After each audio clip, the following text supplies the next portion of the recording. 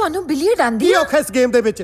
ਕਿਲੇ ਨਾਲ ਰੱਸੀ ਬੰਨੀ ਹੁੰਦੀ ਆ, ਮੂਰੇ ਜੁੱਤੀਆਂ ਨਾਲ ਢੇਰ ਲਾਇਆ ਹੁੰਦਾ। ਮੈਂ ਬਿਲੀਅਰਡ ਦੀ ਗੱਲ ਕਰ ਰਹੀ ਹਾਂ। ਹਾਂ ਮੈਂ ਵੀ ਬਿਲੀਅਰਡ ਦੀ ਗੱਲ ਕਰ ਰਿਹਾ। ਐਫਰਨ ਰੀਨਸ ਔਰ ਰਾਲਫਨ ਗ੍ਰੀਨਫੀਲਡ ਕਦੇ ਨਾ ਸੁਣਿਆ?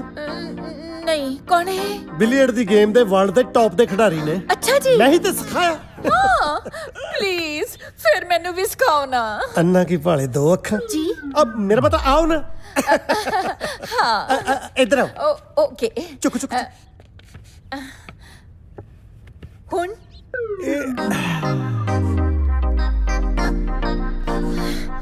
ਅਬ ਹੱਥ ਨਾ ਹਿਲਾਓ, ਬਾਹ ਹਿਲਾ ਸਕਦੇ ਹੋ। ਅੱਛਾ ਸੌਰੀ। You are welcome. ਜਿਸ ਤਰ੍ਹਾਂ ਅਰਜਨ ਦਾ ਨਿਸ਼ਾਨਾ ਸਿਰਫ ਮੱਛੀ ਦੀ ਅੱਖ ਸੀ ਨਾ, ਇਸੇ ਤਰ੍ਹਾਂ ਆਪਣਾ ਨਿਸ਼ਾਨਾ ਵਾਈਟ ਬਾਲ ਯਾਨੀ ਕਿ ਕਿਊ ਬਾਲ ਤੋਂ ਹਟਾ ਕੇ